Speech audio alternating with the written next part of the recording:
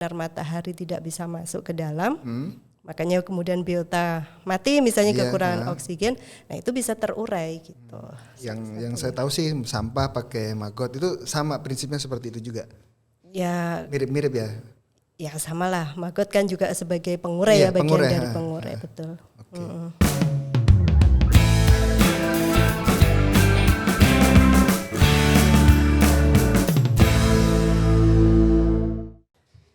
Baik, Bu Kusti, gimana kabarnya? Alhamdulillah sehat, baik. Sehat selalu. Alhamdulillah. Best inventor IPB University. Alhamdulillah. Iya, selamat Bu Kusti. Terima kasih. Perjuangannya luar biasa. Berkat dukungan teman-teman semua, alhamdulillah. Iya, saling mendukung, kita saling support lah. Ngomong-ngomong nih, produknya Bu Kusti nih, buatan Bu Kusti, minum juga kan? Minum ya, kolaborasi dengan Mas Wahyu. Ya. Nih makanan Sisera, ada spirulina, pokoknya spirulina itu Bu Kusti lah. Kalau IPB spirulina siapa? Pasti Bu Kusti. Part of. Iya, bagian dari Bu Kusti. Baik Bu Kusti, Bu Kusti S1-nya di IPB, S2-nya di IPB juga. IPB juga, fakultas yang berbeda. Di S1-nya? S1-nya teknologi hasil perairan, perikanan dulu ya. Terus di Faperikan. S2-nya Fateta, teknologi industri pertanian. Lengkap, terus baru S3-nya yang keluar. Jerman. Iya. Saya nyebutnya susah soalnya ini. Greifswald University. Susah itu saya. Ernest Moritz Arndt. Greifswald University. Kira-kira apa pelajaran yang penting kalau waktu belajar di Jerman dibanding dengan di Indonesia soal bioteknologi? Iya, sebetulnya sebelum berangkat kuliah ke Jerman, saya pernah ikut training industrial biotechnology di Jerman selama 1 tahun. Nah, di situ ada kesempatan berkunjung ke beberapa lembaga penelitian, kemudian juga termasuk magang ya selama 4 bulan di Greifswald University selama 4 bulan. Makanya kemudian setelah kembali ke Indonesia, karena saat itu saya sedang cuti ketika S2, jadi selesai penelitian, cuti 1 tahun di Jerman, ikut training sekaligus mengerjakan tesis. Jadi begitu kembali menyelesaikan itu, kemudian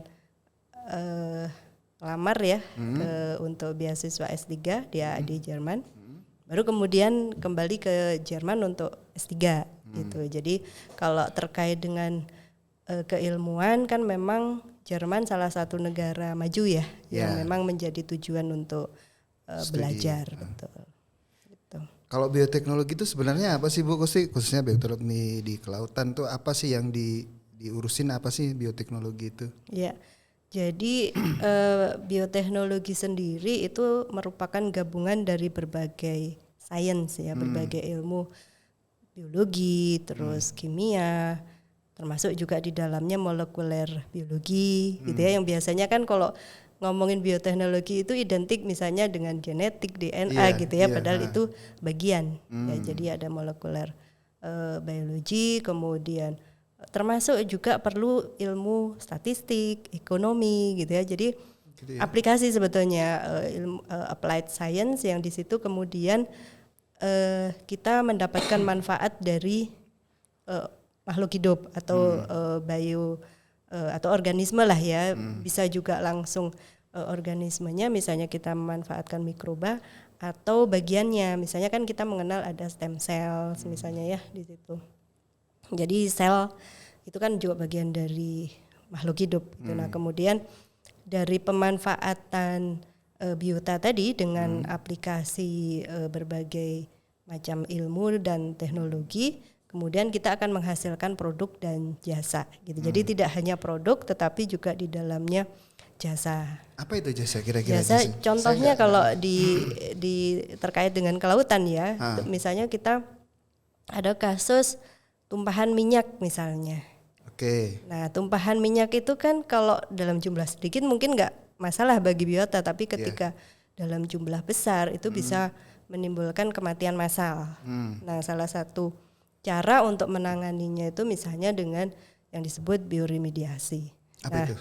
bioremediasi itu pemulihan lingkungan yang tercemar dengan memanfaatkan makhluk hidup di dalamnya, bisa mikroorganisme ya, bisa bakteri atau kapang, termasuk juga kita mengenal fitoremediasi karena memanfaatkan tumbuhan. Jadi kalau dari bioremediasi kan kita tidak mendapatkan produk, tapi jasa. Jadi organisme tadi sederhananya gimana tuh sederhananya? Minyak dikasih bakteri itu sederhananya gimana? Orang sederhananya sih biar sebetulnya orang awam bisa tahu. Iya.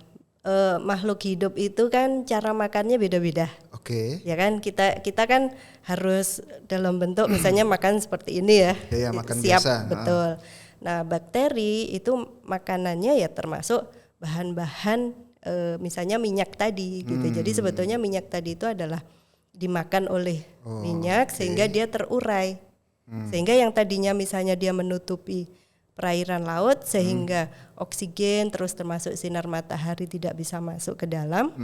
Makanya kemudian biota mati misalnya kekurangan oksigen. Nah, itu bisa terurai gitu.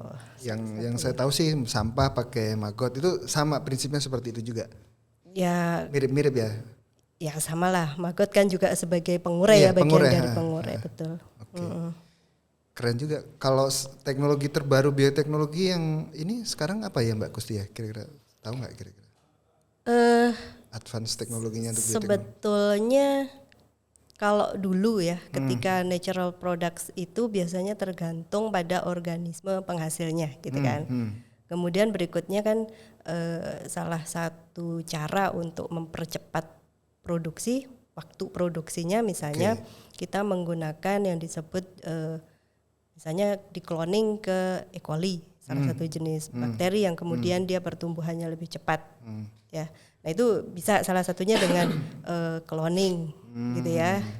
Kita ingin mempercepat masa kulturnya. Misalnya nih kalau tadinya dihasilkan oleh tumbuhan atau oleh hewan kan kita tahu masa pertumbuhannya lama. Nah, produsen dari organisme tadi misalnya kita klon, kita copy ke bakteri gitu ya, sehingga bakteri tadi bisa menghasilkan produk yang sama tapi waktunya lebih cepat. Itu salah satunya. Banyak gitu ya, cepat dibanding. Banyak. Bisa jadi misalnya dengan genetic modified misalnya misalnya nih kita punya, kalau di perikanan ada ikan misalnya kan, bisa jadi ikan itu tidak tahan terhadap penyakit. Nah bisa jadi ada gen-gen misalnya yang mungkin lebih tahan penyakit, nah, misalnya seperti itu. Selain bioremediasi, teknologi bioteknologi apalagi yang saat ini Mbak Kusti geluti? Selain bioremediasi ada bioteknologi apa lagi? Ya, kita obat atau farmasi atau apa? Ya, jadi kalau kita fokusnya sekarang lebih memang ke produk ya, jadi menghasilkan produk.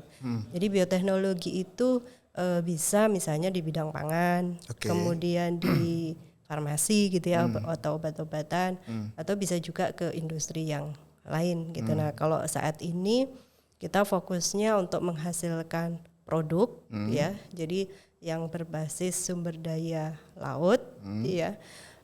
Kemudian kita coba combine misalnya dengan industri yang lain, misalnya untuk industri rumput laut lah misalnya. Kita kan bisa mengekstrak atau mengambil sari rumput laut ya, yang biasanya chemical process misalnya. Nah kita menggunakan mikroorganisme untuk prosesnya, contohnya cendawan atau fungi yang kita isolasi dari laut, fungi laut. Nah kita bisa melakukan proses ekstraksi yang biasanya chemical menjadi biological gitu, atau enzymatical lah. Oh jadi bakterinya yang artinya kamu saya suruh untuk mengurai, mengekstrak. Betul, jadi dia memecah selnya, kemudian sarinya bisa kita ambil. Gitu, itu lebih natural ya sebenarnya daripada cara jadi chemical. Lebih ramah lingkungan gitu. Kalau chemical kan tentu kita beli chemicalnya, kemudian ketika proses kan pasti ada waste-nya, limbahnya. Iya. Seperti itu. Keren ya. Ternyata dunia bioteknologi menantang. Ya, setahu saya sih ya gitu-gitu aja, tapi ternyata setelah ngobrol nggak mesti banyak aplikasinya, banyak. Betul. Untuk jadi kesehatan juga banyak. Kemarin saya mempelajari biomaterial ya, untuk tubuh misalkan, untuk kesehatan, untuk tubuh implan Iya, gitu. bisa. Nah, mungkin bioteknologi juga bisa bermanfaat untuk itu juga.